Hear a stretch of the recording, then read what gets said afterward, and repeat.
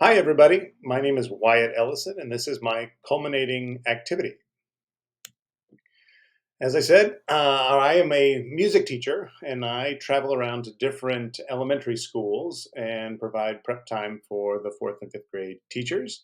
And while doing that, I teach fourth grade general music classes. And during those classes, I will do a lot of singing and dancing to songs, but then also we'll introduce their first instrument, which is the recorder, and then we will do some composing on computers and various musical activities where they can do some composing as well on the computer. In fifth grade, they have a choice to pick between different ensembles, and one of those is band, and that's the one that I teach. And I will teach the primary four instruments, which is flute, clarinet, trumpet, and trombone. And then this year, I went ahead and added an additional instrument, which was the alto saxophone. And as an itinerant music teacher, I teach in the morning. I'll teach a fourth and a fifth grade class, and then I'll hop in the car and go to a different school. And so, on average, I'm going to about two schools a day. Some of the schools are bigger, and I will stay at that school for the entire day. Most of our schools are in the Paradise Hills, South Bay area, but we will go, as you can see on the map. We are on almost all ends of the unified district. Okay, time to talk about my inquiry and the impact it had on my professional growth. First, my inquiry question, which is what is a better process for collecting formative data in the band classroom that is sustainable? And by that, I mean, is it time efficient for me to be able to collect and respond and provide it back to students? Is it accurate and meaningful? Am I capturing the right information? And is it meaningful for students so that they can take that information and know how to use it to drive their improvement kind of moving forward? Um, to do that, I kind of focused on one specific activity at the beginning of our classes, which is do some drilling on scales. And one of our goals for the class is that they can play at 5 to 6 different pitches on their instrument, kind of the first 5 notes or first 6 notes of their musical scale. First, we'll sing it. We'll do a lot of singing first, and then we begin to play it on our instruments. And I also want them to be able to play this at various speeds and on different rhythms. So we're constantly kind of changing it up so that this becomes their first tool chest or toolbox of musical notes that they can use across various songs and activities. What did I try with students? So my goal was to obviously drive student growth, um, find the assessment that works for me and my students while maintaining student engagement the entire time. Kind of three keys that I landed on was I had to keep this activity add a lot of variability to it. I would use backing tracks with different beats and sounds that they would kind of engage the students to want to be able to play the scale along too. I would have them play different speeds, different or tempos, and I would have them play with different articulations or different rhythms. So that seemed to capture some more student engagement. I also realized that I needed really quick transitions, going kind of down the line of having individual students play so I could capture some data on how successful they were being was not sustainable, especially in some of my classes. I have up to 40 students in the band class, and that's a lot of downtime of students not playing their instruments. So it's not efficient, and behaviorally, it becomes really challenging. So what I landed on was tight transitions. If I'm going to have an individual or a small group play, I'll have them play for no more than about 15 seconds or max 30 seconds, and then I'm back to the whole group being able to play and kind of keeping the most amount of students engaged for the maximum amount of time. One of the things that I found that for student engagement was really helpful was having students lead the activity. So a lot of the times we would do a echo or call and response activity where ta ta ti ti ta, and then they would echo that back on a specific pitch. back to me. And instead of me making up the rhythms, having some of my more advanced students who are probably ready for a little bit more challenge, being able to lead that. In terms of data collection methods that I explored, I started with a kind of Google Sheets document that you can kind of see up at the top. Not the most efficient to be able to capture data in the middle of a class, and so and my memory is not strong enough to be able to remember all of those students and how they did in the class, especially when we're on a tight schedule to get to our next school. So this was pretty challenging and not necessarily the most viable. Also, it's really difficult to share this information because I don't with students. It's not helpful.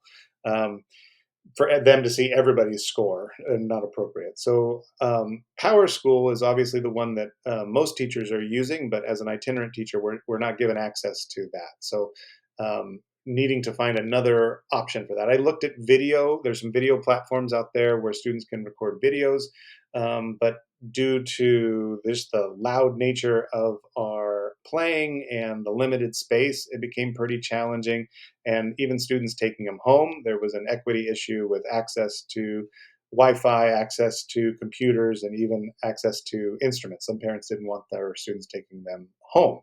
So I kind of landed on Google Classroom, which allowed for the individual feedback and for students to be able to access, and found a little bit more easier and quicker data entry process that I'll talk about on the next slides. What was the growth in student learning? Well, I'm was very proud of all of my students in this particular class. They did really well. All of them improved. They were struggling at the beginning of this activity, and then some of them even went above and beyond, being able to play 8 or more notes of their musical scales, which is fantastic. And even some of my struggling students, they all made growth and were able to achieve our benchmark standard of being able to hit 6 notes at least at one steady tempo, whether that was a slower tempo, a medium tempo, or a faster tempo level. So was proud that I was able to get growth across all instruments, across every student. Growth in my practice. As I mentioned, I started with the Google Sheets here that was I really struggled with, but then went to the Google Classroom. And I mentioned that I created a very clean, simple rubric for the students to all kind of understand where they are at. They can reference this on their Google Classroom assignments that I would post. And then for me, in terms of the data entry, you can see on the bottom left, all that I'm having to do now is touch the blue squares to, I don't even have to put in a number. And this was so easy for me to do on an iPad, kind of going down. It kind of fit within that 15-second target window that I have for each individual student, while maintaining whole class engagement. So was successful here. Want to continue to explore the best ways of being able to turn these back around, and how can students kind of respond and know their next steps. So I think there's the continuity of them exactly knowing where they are and taking a little bit more ownership of what they can do and how they practice this at home, are things that the ones that can take it home, or when we're doing small groups, what do they know they need to work on, is what I want to target on next. But I think data collection, I'm closer. I'm always open to a better option, but this seems to be the best one available to me so far.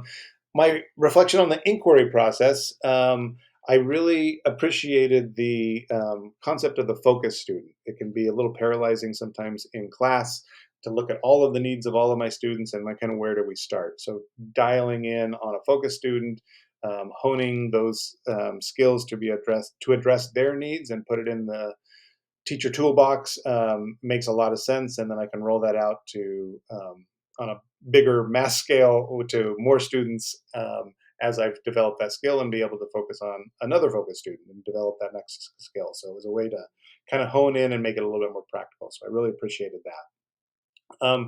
On the inquiry process, specifically for a itinerant teacher, it was really challenging to have such limited time with direct contact to my mentor. They were only able to come out and directly observe me one time, and that's only one class. So it was like a fifth grade class. So they're not seeing me teach the fourth grade class. So it feels like there's a bit of a gap there. And in the reflection process, we do a lot of writing and reflecting on this on our teaching, and kind of in the theoretical, like I'm a brilliant teacher on Saturdays and Sundays when I'm planning and these lesson plans, but it's kind of the real um, how can you implement it? And I feel like a lot of my the most helpful thing was feedback on how to better implement and manage behavior, manage curriculum, manage just flow transitions. That's all really helpful, and but it's harder to do that without more regular, constant feedback from a mentor, them observing me, and then also allowing me to go and see them. And that's more challenging being on such different sites. My mentor has the same role as I do, so she's at 8 other schools, and trying to coordinate our schedules is always kind of a bit of a challenge. So that would be something I would love to see kind of moving forward is how to differentiate this induction inquiry process a little bit more for itinerant teachers. Best parts by far was my mentor, Carissa. She is a wealth of knowledge and just fantastic. Her domain expertise across multiple grade levels and ensembles and different music style, like it's just so helpful, and that she's able to share that with me and provide advice and practical advice too, like how like as simple as behavior and format of seating charts and just those sort of things that I can implement immediately the next day. And then also some of these bigger questions of kind of sharing resources. She's already solved some of these challenges in her classrooms over the years, and being able to share some of those resources was super helpful. So very, very thankful for Carissa. The best part of the induction process so far by far. That is my culminating activity. Thank you so much for watching.